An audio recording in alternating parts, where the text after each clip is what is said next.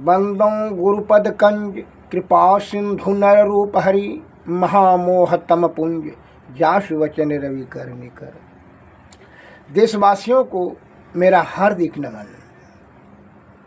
एक संत वाणी में एक शब्द आया है, मनोइच्छा सर्वनाशम दैवीच्छा परवले राज कन्या राज द्वारे विप्र भालू भक्षके। अर्थात इसका अर्थ यह होता है कि मन जो है बड़ा शैतान है, बड़ा बलवान और बड़ा चंचलमान है। इसी के चलते अनादिकाल से यह जीव आत्मा को विषय रूपी जो है जो दलदल में यही उजड़ा देता है, यही फंसा देता है और ये जीवात्मा को अनेक कष्ट 84 लाख जीवों में परिभ्रमण करना पड़ता है। रजोगुण तमोगुण और लोभ मोह मद अहंकार तृष्णा भय क्रोध ईर्षा राग द्वेष इस सब में जो है ना फंस कर करके जीवात्मा अपने परम आत्मा में नहीं पहुंच पाता है।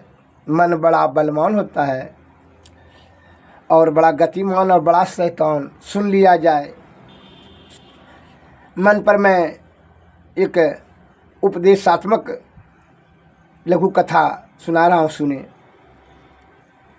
कि बड़े बड़े ऋषि मुनि महर्षि भी मन के जो है जाल में फंस जाता है। क्यों? उसकी प्रवृत्ति सदैव वो नीचे की ओर जाएगी।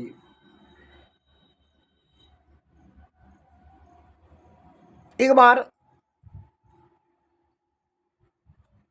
एक ज्योतिषाचार्य जो कि ज्योतिष का ज्ञान रखते थे, हस्तरेखा देख कर करके वह भविष्य जान लेता था। तो राजा को एक पुत्री हुई और छठी के दिन में वही ज्योतिषाचार्य को बुलवाए राजा साहब कि भाई देखिए इसका नामकरण कीजिए और देखिए राशि क्या भाग है बच्ची का, जा देखिए। तो उसने देखा पंडित जी ने कि भाग हस्तरेखा में वह पढ़ा ज्योतिषाचार्य था, तो उसने पढ़ लिया कि जो है ना इस लड़की से जो शादी करेगा वह सम्राट बनेगा, मतलब महाराजा बनेगा। इसको भीतर भीतर लालच हो गया, जैसे पढ़ा उसको लालच हो गया। तो उसने अब जो है लालच से मन में विचार करने लगा कि लड़की से हम ही शादी कर लें तो हम सम्राट बन जाएंगे, महाराजा बन जाएंगे, राजा का भी राजा बन जाएंगे। तो उसने ऐसा विचार करके मन में लोभ की प्रवृत्ति उनको जागृत हो गया, विषय के तरफ उनका ध्यान चला गया। उसने राजा साहब को झूठे वक्तव्य दे देते हैं। क्या जानते हैं कि राजा साहब यह लड़की जो है ना बड़ा भाग्यहीन है।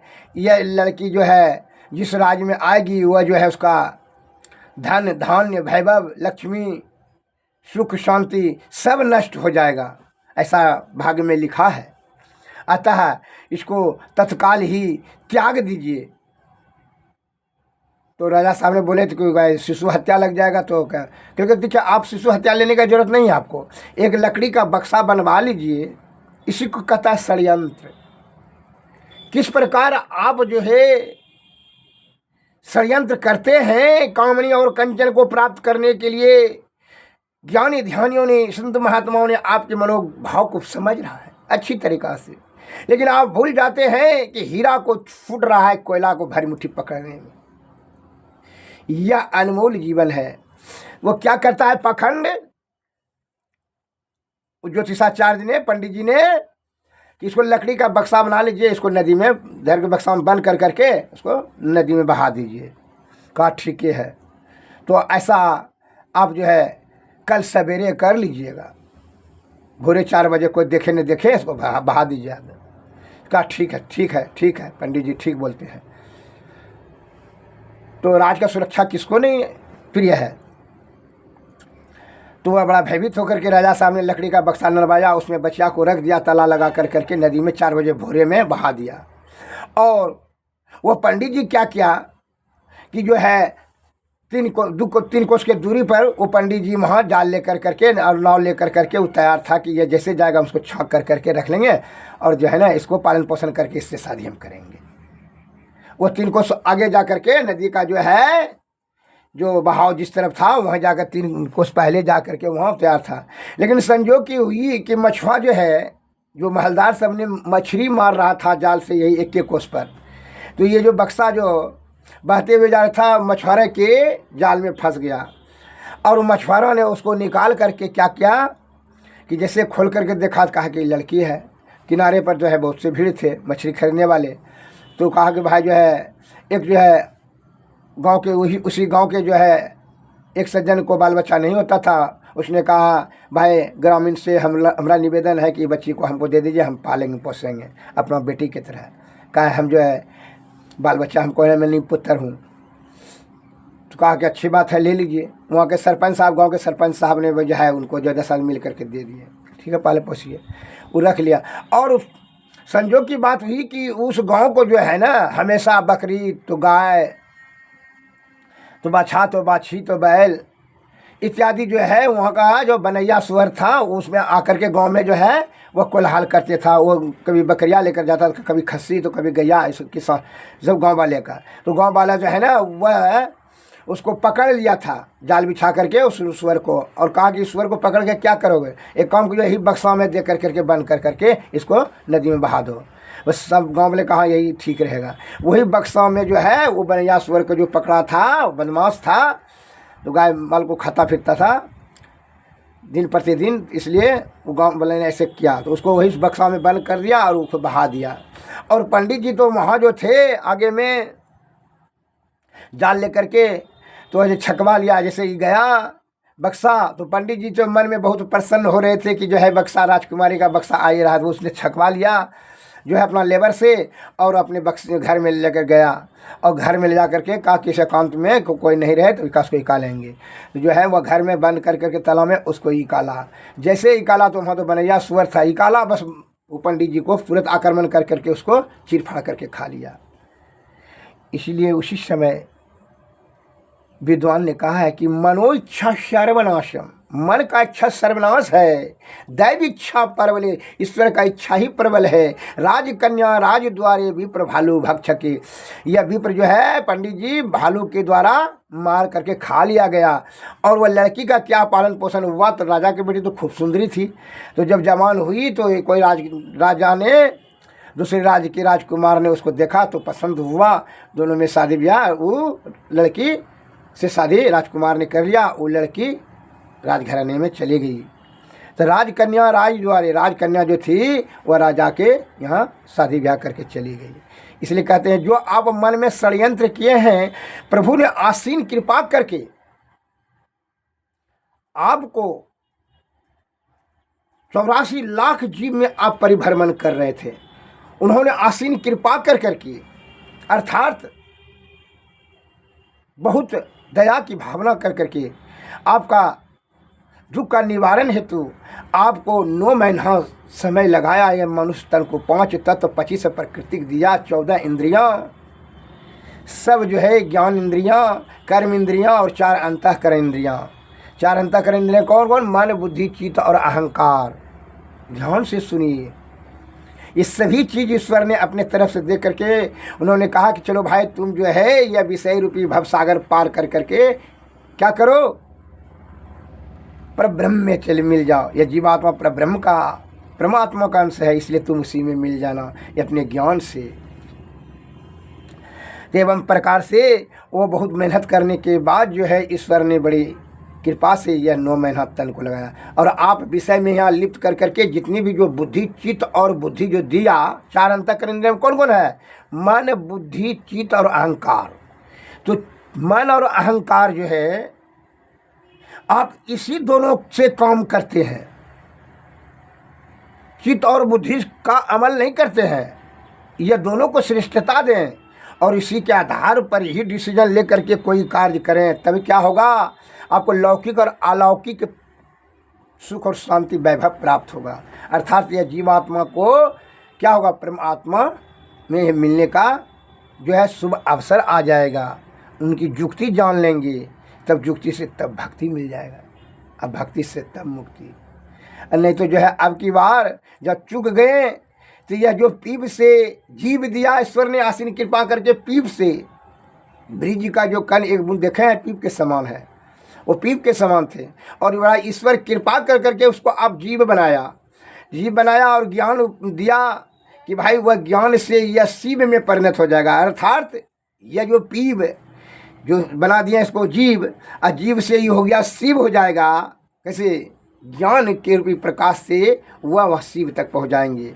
लेकिन क्या होता है, आप विषय आसक्त होकर करके क्या होता है कि आप जो है अपने आयु को गंवा देते हैं, सब में परिणत हो जाते हैं, अर्थात लाश। तब फिर इसको जला दिया जाता है और फिर अवसर आपका समाप्त हो जाता है। इसीलिए संत महात्मा लोग कहते हैं कि यह तन कर फल विषय अनुभवाई, अस्वर्ग में अल्प अल्प दुखदाई।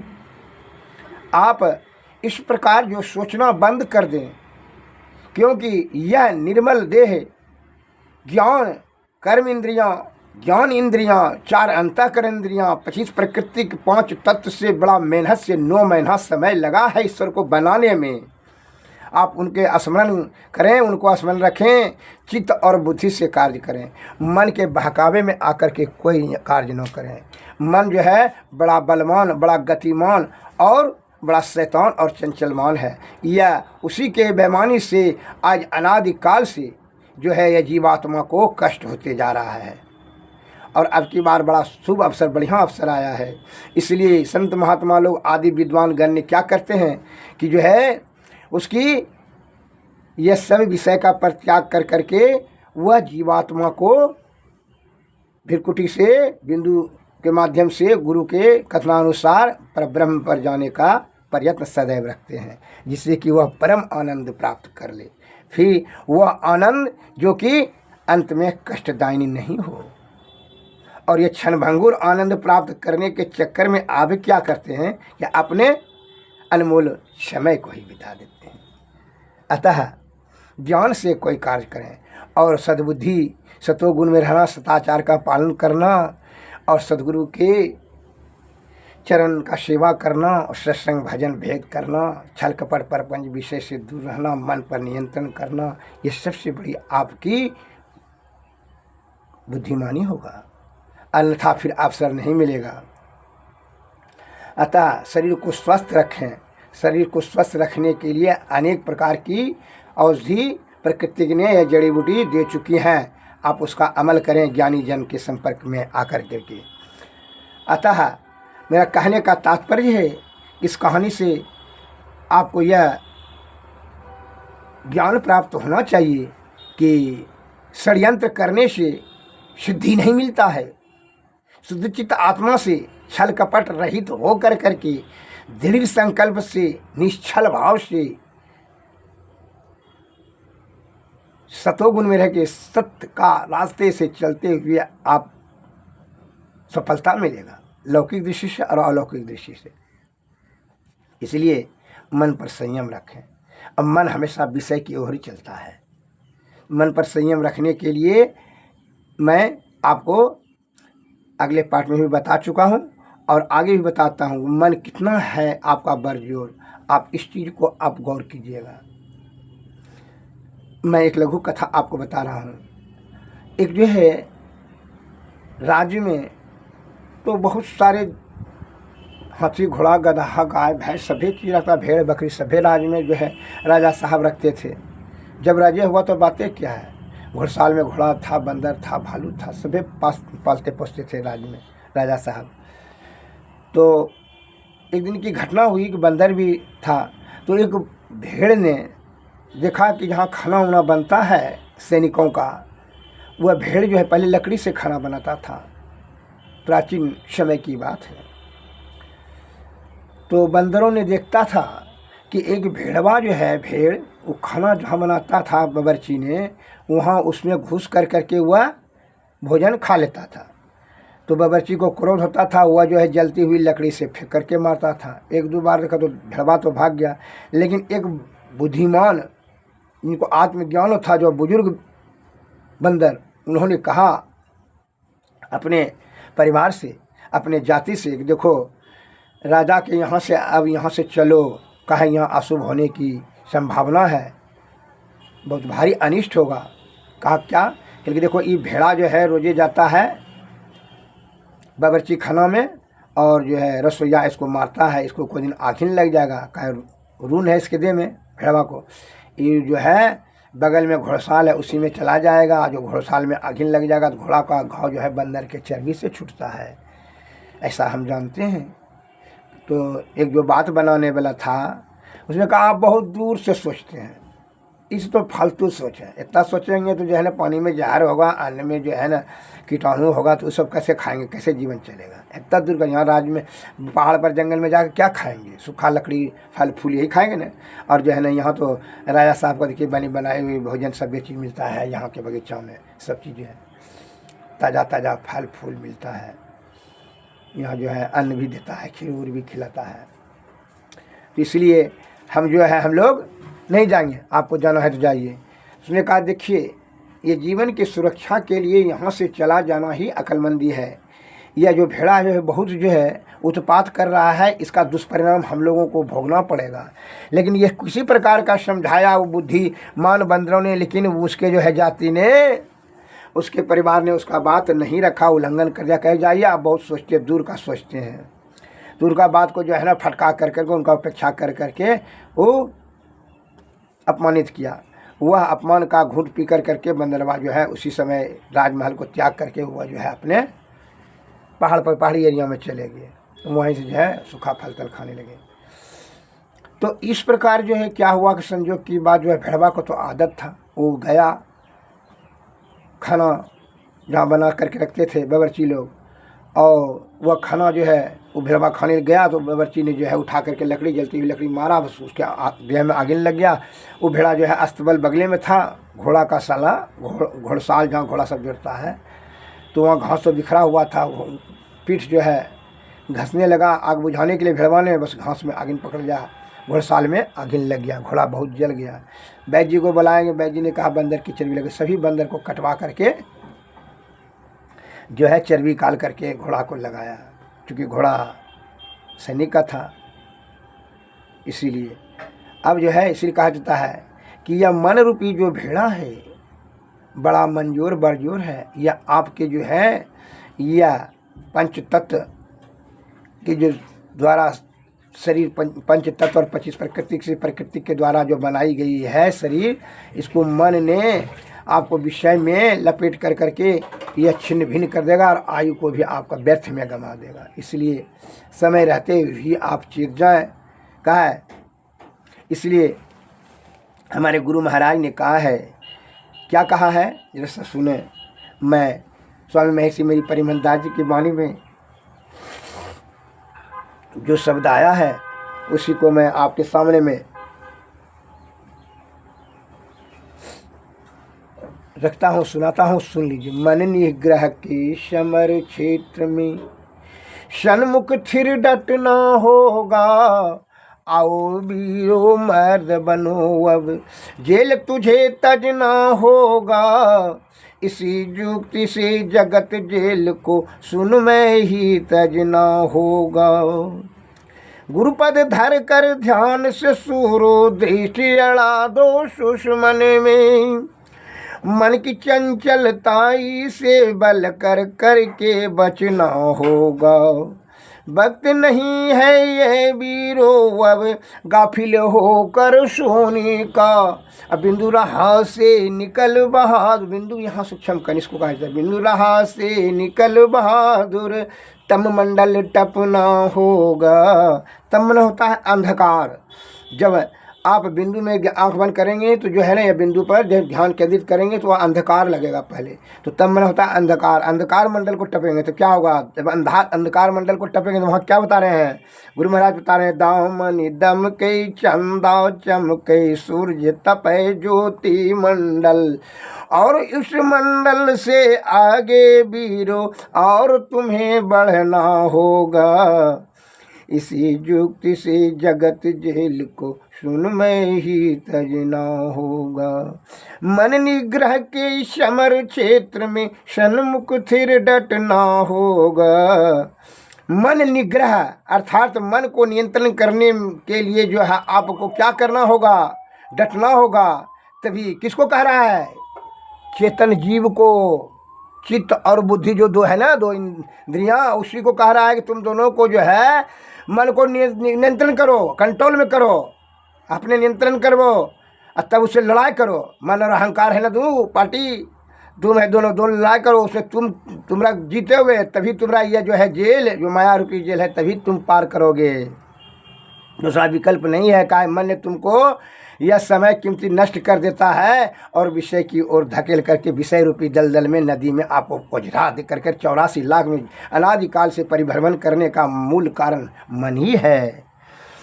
तो अब इसलिए बता रहे हैं, शब्द मंडल में सार शब्द है, गुरु गम होकर धर लेना। गुरु महाराज कह रहे हैं कि शब्द मंडल में जब आप तम मंडल से ऊपर उठेंगे तो क्या होगा? तब आपको प्रकाश में जाएंगे, अंधकार से प्रकाश में। और प्रकाश में क्या होगा? वहाँ क्या बिंदु के राह से निकलेंगे तो तम मंडल से वहाँ तक प्रकाश मंडल में क्या हो? दाम निदम कई चंदा चमकई सूर्य तपय ज्योति मंडल, अनेकों करोड़ों सूरज करोड़ों चंद्रमा के समान वहाँ प्रकाशमान होगा। तो तब क्या होगा? इस मंडल से भी आगे बढ़ना होगा।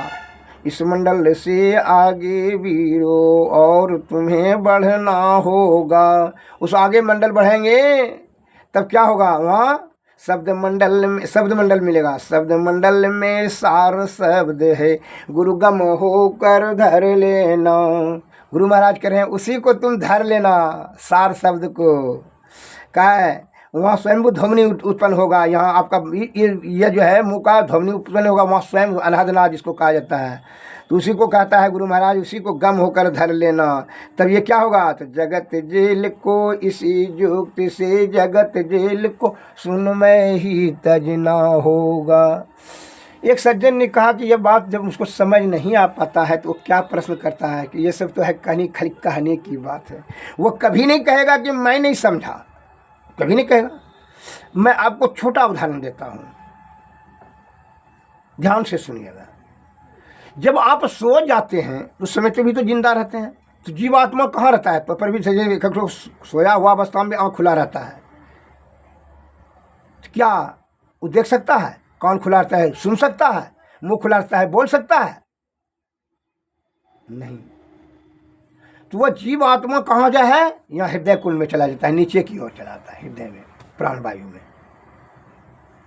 और वह जो स्वप्नावस्था में कंठ में रहता है, ऊपर जब आता है तो स्वप्न देखता है, गहरी नींद समझ लो नहीं है, और उसको सपना होगा। और जब यह जो है ऊपर जब और जीवात्मा उठता है, नेत्र में जाता है, क्या कहता है? तब यह संसार दिखाई पड़ता है, यह पृथ्वी धरातल।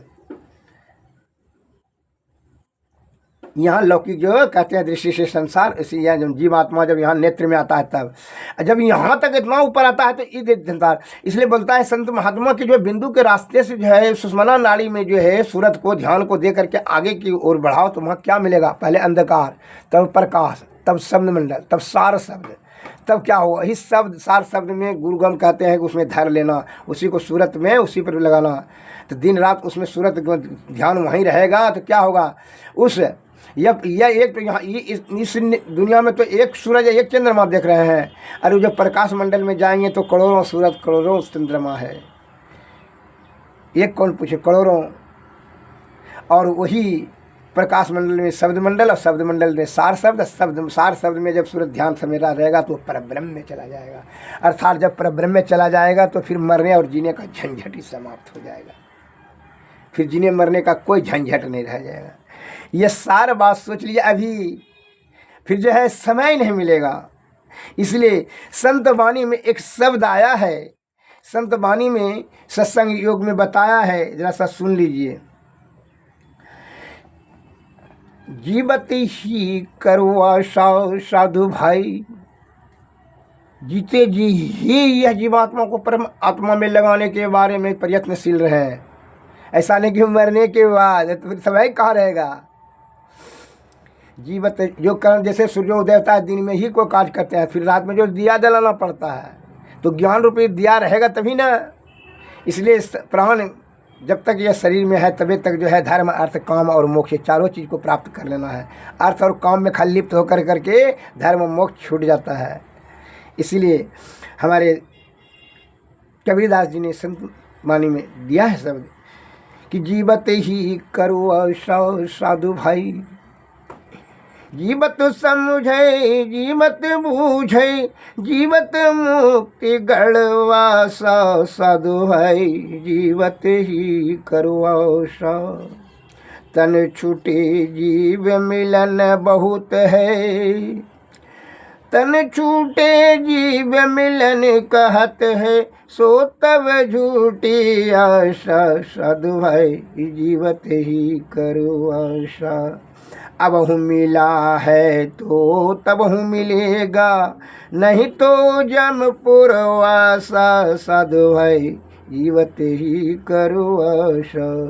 दूर दूर ढूंढे मन लोभी, दूर दूर ढूंढे मन लोभी, मिटे न गर्भ तरासा साधु भाई, जीवत ही। सात संत की करो न बंदगी, सात संत की करना बंदगी, कटे कर्म की फांसा साधु भाई, जीवत ही करो आशा।